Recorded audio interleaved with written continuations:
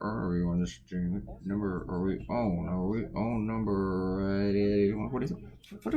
Hello, it is June 25th, 2018, 2:48 p.m. in the afternoon. This is episode 144, and this is on about jackasses being kicked out of restaurants. See, I thought about you there, Aaron. What can I say? What sort of word can I use here? This cartoon on their website is titled, Are You Being Served? Somebody made a comment online saying, there's a British show with that title. And I haven't replied to them yet. I've been meaning to. But yes, that's where I got it. That's where I stole it. Because I am that cultured to understand the British shows, to be aware that there was a British show. Back in the 80s, I actually watched a show. It was on MTV here in the States called The Young Ones, which was really, really stupid and bizarre and kind of hilarious. Last Friday, I said, I'm thinking like a mid-sentence. I'm still doing it. I can't think at all. I thought about this whole jacket thing like last Friday night, and everybody was doing it. Everybody was having a big conniption, hissy fit about Melania's jacket. Sorry, folks, I just got out of the shower, so I should tell you I'm a little bit shivering, and I am naked right now, other than I'm wearing a towel. Woohoo! Cover the eyes, Aaron, of your granddaughter, or whatever kids you have with you today. But I just thought everybody was doing the jacket thing so much that I really didn't want to jump on it. And a lot of times I jump on something just as soon as it comes up. But I like being the first to jump on something, or doing something really, really, really, really, really special. And I thought if I just did something about how stupid she was for the jacket, I was just doing what everybody else was doing.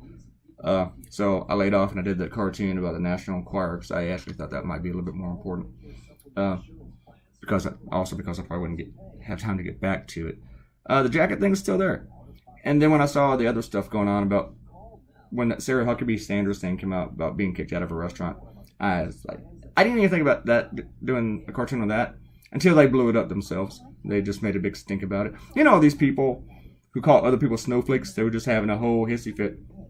They're not having a hissy fit about it. What they're doing is just trying to milk it for all they can to continue to play like white conservative people are the most oppressed and persecuted people in the history of humankind. Oh no, we don't have all the power anymore. There was this line in The Simpsons, and I might have quoted it here on another video, where a couple of the rich jackasses are talking, and one says, "Man, I miss the days when we had, 100%, when rich white men had 100% of all political and economical power," something like that. I think it just actually phrased it better. And the other guy says, "Yes, other than how it is now, we only have 99% of it." And that's pretty much it. I mean, right-wing people are just so afraid that they're just going to lose all control. That's why they oppose abortion so much. It's not because they actually care about the fetus. It's because they hate losing control. And the thing is, they shouldn't have that control. They just really just want to control what a woman does.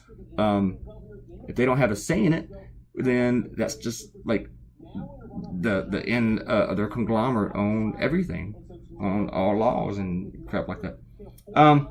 But I thought here I could take Melania's jacket and use it just to show how pretty much they are about how they don't care. I don't really know if Melania meant that she did not care about the kids, but how stupid do you have to be to wear that jacket on that day? And she doubled down on it by wearing it when she left too. I mean, it was just, or when she landed. A friend pointed out maybe it was really, really, really, really cold on the airplane, so that's why she wore it. But it seems like if you're on an airplane and the airplane is just traveling, the whole purpose is just to get you and nobody else to another destination. Yeah, she has a staff, but it was moving because of her. It seems like you'd have some control over the thermostat, okay? But this is just the whole tone deafness. Even if her message is about something else, she is tone deaf. Her spokesman said, "No, wasn't a message," despite the fact that there is a literal message on the back of the jacket. And then Donald Trump undercut the spokesperson and said that it was a message to the media. Which, since Donald Trump said that, we know that's not true. Because, in case you don't know this, Donald Trump lies. And speaking of liars, Sarah Huckabee Sanders lies. So, Kirstjen Nielsen went out to a Mexican restaurant after, like the day after, talking to the press about the policy of separating children from their parents, migrant children and brown children, and how the policy didn't exist, and though it existed, they couldn't change it. And then, of course, they changed it a couple days later. But, and then Stephen Miller also, but then she went to a Mexican restaurant. And then, like a day before that, Stephen Miller, the guy who designed the whole program, went to a Mexican restaurant. And I'm thinking, man, when you rip babies away from their parents, and like brown babies away from their parents, and you traumatize them for life, it must really, really, really put you in the mood for gorditas or something. Why Mexican restaurants? Are they trolling? I mean, do they just want to go in? I mean, Steve Miller might want to go in there to see if people scream at him. Kirsten Nielsen might actually be that dumb because she didn't know, like, Norway is a predominantly white country. And her name is Kirsten, with a J.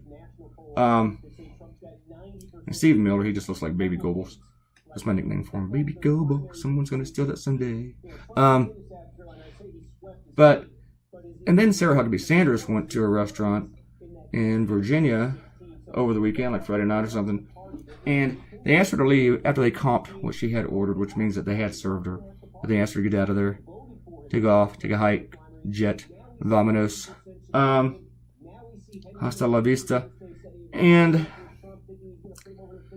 someone from the restaurant tweeted about it, but then she tweeted about it, and she did it on her White House account. She didn't do it on her personal account, Twitter account, which she has one, but she had to do it on a White House account, and which is like violating all sorts of ethics laws. But when does that stop this White House, from ethics? I like my snail here. Here's my snail, awesome looking. And then she talked about how she treats people with respect and civility. No, you don't. No, you don't. You lying she-jackass. No, you don't.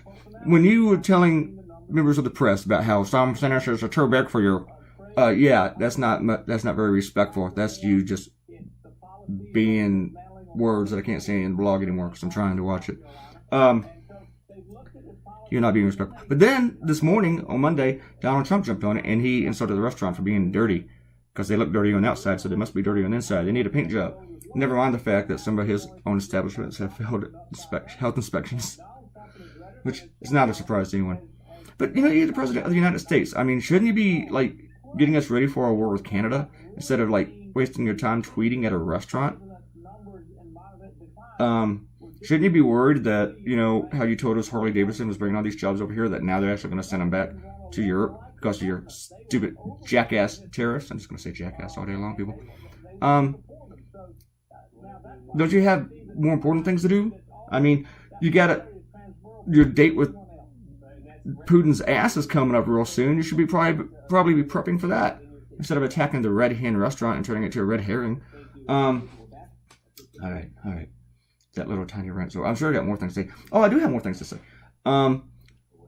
This is not like the gay wedding cake, okay? These same people who are upset about this, and they're attacking the restaurant, they're writing bad Yelp reviews for them, though they've never been to the restaurant.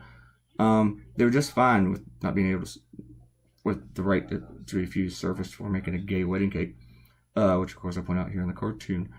And then, we were kicked off the Human Rights Commission, so let me include that too. But the thing is, you can kick somebody out. You do have the right to refuse service to someone. I mean, you can't base it on sex. You can't base it on the color of their skin, their religion, and stuff like that. You can't act like you're in 1963, okay? But you can kick somebody out because you just don't like them. And a few years ago, I remember the story about O.J. Simpson being asked to leave a restaurant because he's O.J. They didn't want to serve someone that they considered a murderer. Let's get the hell out of here. And he did. He got out. He did it nicely, but he got out. Didn't raise a stink about it. And a few weeks ago, a court in New York, maybe it was a couple months ago, I don't remember, ruled that a bar can refuse service to someone who's a Trump supporter. There was this guy with a MAGA hat. He was kicked out, and he sued the bar. But it turns out political speech is not protected from discrimination and like service and stuff like that. So, of course, as a customer, you can always choose not to go inside that restaurant that has Fox News playing, which is something I do. If I walk in, there's Fox News, I'm just like, screw this place. You know why? Because it was run by jackasses. And frankly, if they support Trump, then they probably don't serve good food anyway. I mean, they'll probably put ketchup on steak. So, yeah, that. I was going to say it's time for shout-outs. So, yeah, you can kick people out for just being jackasses. I'll find another word for episode 145. This is 144. Don't get confused, folks. Alright, let's do some shout outs. We're gonna shout out to Ariel first. Ariel is all about Oh wait, talking about our phones. Yes, Ariel, my old phone sucks, and she likes her Ariel's defending Samsung. Someone needs to. Actually, I like my Samsung stuff. I have a Samsung Chromebook, and I have the Samsung phone, and I got my last laptop was a Samsung, which is sitting in a closet that I gotta figure out what to do with it, because it's really, really junky, has all these little quirks and issues, and I don't know what to do with it. Should I sell it? Or should I just throw it away? It was my main laptop until recently. Then Kwanda said that she almost missed the last cartoon. I don't know what she was doing, avoiding me. But she still had that was 21 hours ago that she posted that, so she still had time to find it. Because I did a cartoon, I did the last one Monday morning, and then I enjoyed the rest of the weekend. I didn't enjoy another one. I actually took one off. And Kenta says that she usually doesn't see those things in the checkout lines, the Trump magazines, like the National Enquirer. And then she talked about my video for the Costa Rica Star, which is really, really cool. You need to go check that out, because I actually drew Donald Trump at the border. And that's what we kind of like talking about here, where his picture is supposed to scare Nicaraguans from running into Costa Rica, because Nicaragua, God, I can't say Nicaragua today, is having all sorts of problems right now. I'm getting daily emails from a cartoonist in Nicaragua. I still can't say it. What is up with that? Nicaragua. But a cartoonist there, a friend named Pedro, is sending me stuff about it, and he wants me to promote it, but I haven't promoted any of it yet because I haven't had time. I haven't had time to look at it, which is bad. I'm a bad friend to my friend in Nicaragua. But yeah, if you put a photo of Trump, it will probably keep people out of your country. And it's probably chasing some people out of this country to Canada and stuff. Robert Coutinho likes the way that I had Trump's hair and just how I going out the past page. And I've done that. And I think that's what I had talked about with my cartoon of Costa Rica. And Aaron commented on that. And Aaron said that I must watch Doctor Who. I've never watched Doctor Who. Ever in my life. I just never have. And I know it's been around forever, throughout my entire life, but I've never watched Doctor Who. I don't know. It just seemed like one of those things I just wouldn't get into. So I never did. I know I'm totally going to lose some cool points with you people. I've never really watched Spaceballs. I've only seen bits and parts of it. And I have never watched one episode of Doctor Who. I mean, hasn't that thing been around since the 60s or something like that? I have no idea. But it's been around forever. I had to find the right color for this stuff. I used a lot of the filbert for this. And I used a filbert for these shirts and jacket. And I meant to go back over it with a darker green. But I forgot. At that point, screw it. I was almost done. I started this cartoon about 3 a.m. and I finished it about 8. But there's a lot of procrastinating. It took about 2 hours and 15 minutes. And we are done. There is your cartoon, Nicaragua. All right. Everybody, thank you for coming by today. And I will see you all tomorrow for episode 145. Just 144. Is that right? Is that what I said? And please click like. Subscribe to the channel. Please subscribe. Please leave me a comment and you'll get your shout out tomorrow. And I will say your name and I'll try to pronounce it and enunciate it correctly. Thank you. I'll see you later. Nicaragua.